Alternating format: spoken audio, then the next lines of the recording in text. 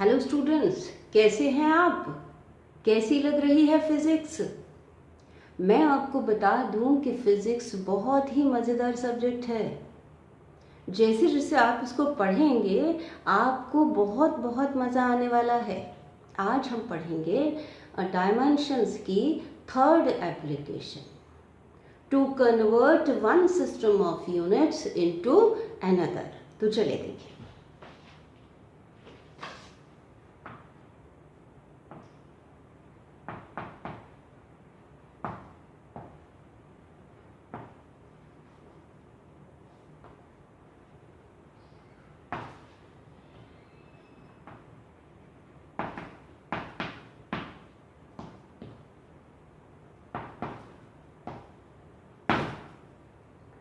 First lecture में आपने सीखा था कि फिजिकल क्वांटिटी को कैसे लिखें। फिजिकल क्वांटिटी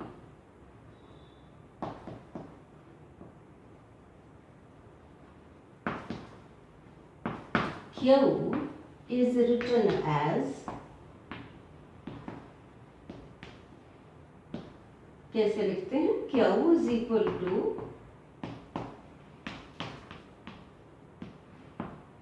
इसको ऐसे लिख देते हैं। इसमें N1 क्या है? Numerical value of quantity Q in first system of units. N2 क्या है? Numerical value of quantity Q in second system of units. U1 क्या है? Unit of Q in first system of units. और U2 क्या है? Unit of Q in second system of units.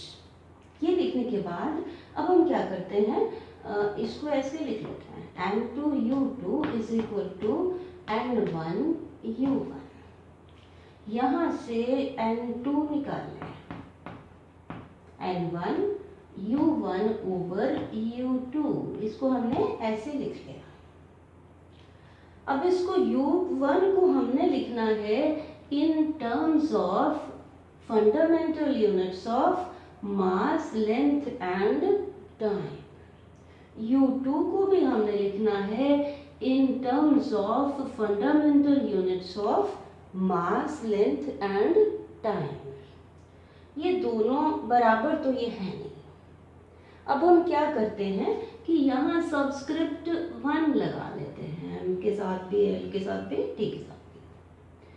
और U2 के लिए हम सबस्क्रिप्ट लगा लेते हैं 2 और साइड में लिख देते हैं कि क्या है, M1, L1, T1 are the fundamental units of mass, length and time in first system of units. M2, L2, T2 are the fundamental units of mass, length and time in second system of units. दोबारा से, M1, L1, T1 are the fundamental units of mass, length and time respectively. इधर भी M2, L2, T2 fundamental units of mass, length and time respectively in second system of units. चलिए, अब हमने लिखनी है इनकी डायमेंशंस। अब डायमेंशंस तो दोनों सिस्टम्स में सेम रहती हैं। M की डायमेंशंस A, L1 की डायमेंशन B, T1 की C। इधर डायमेंशन A, B और C। ये बता दें, A, B and C are the dimensions of fundamental units of mass, length and time in both the systems. A, B, C are the dimensions of mass, length and time respectively in both the systems. अब क्या करें,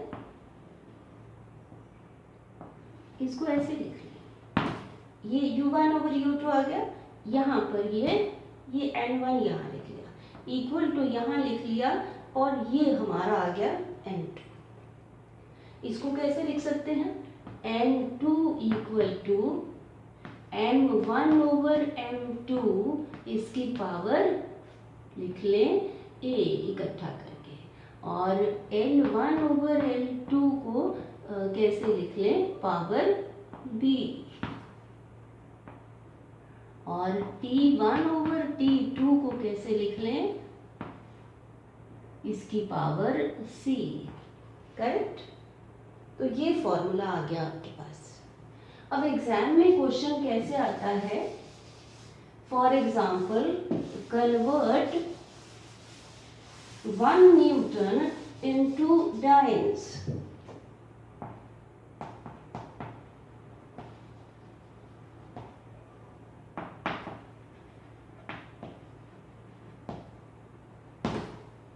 कैसे convert करें, partition कर लें, इधर लिख लें फर्स्ट सिस्टम और इधर लिख लें सेकेंड सिस्टम। ओके। अब ये क्वांटिटी 1 न्यूटन किस चीज का यूनिट है, ये फोर्स का, और ये कौन से सिस्टम में है न्यूटन, ये है एसआई में। तो अगर इस तरीके से हमें पता लग जाए कि ये एसआई है तो हम इसका नाम भी लिख लेते हैं। डाइन्स में कौन सा सिस्टम हुआ, सीजीएस। अगर हमें ये ना पता लगे सिस्टम्स के नाम तो खाली फर्स्ट सिस्टम और सेकेंड सिस्टम लिख सकते हैं। अब लिखिए यहाँ पर N1 = 1 न्यूटन, N2 = ये हमें पता लगाना है। आगे चलिए, M1 = मास का यूनिट एसआई में केजी, 1 केजी, लेंथ का यूनिट एसआई में 1 मीटर, और टाइम का यूनिट एसआई में क्या हो गया, 1 सेकेंड। इधर भी M2 = 1 ग्राम, L2 = 1 सेंटीमीटर, और T2 = 1 सेकेंड। याद कैसे रखें, याद ऐसे रखें कि ये सिस्टम नंबर 1 है, इधर सारी सब्सक्रिप्ट्स क्या होंगी, 1। ये सिस्टम नंबर 2 है तो सारी सब्सक्रिप्ट्स 2। चलिए, अब न्यूटन क्वांटिटी कौन सी हुई, फोर्स। फोर्स की डायमेंशंस लिख लेते हैं। Force F = mass into acceleration. Force की डायमेंशंस क्या हुई, मास की डायमेंशन m, एक्सेलरेशन की Lt-2। अब आपको यहां से पता लग गया कि A = dimension of m, power of m is 1। B क्या हुआ, power of L which is 1, और C क्या हुआ, पावर ऑफ T, टाइम, -2। अब ये फॉर्मूला लिख लें और इस फॉर्मूले में ये सारी चीजें लिखें। चलिए, N2 = यहाँ पर N1 यहाँ पर साथ आएगा, पीछे हम लिखना भूल गए।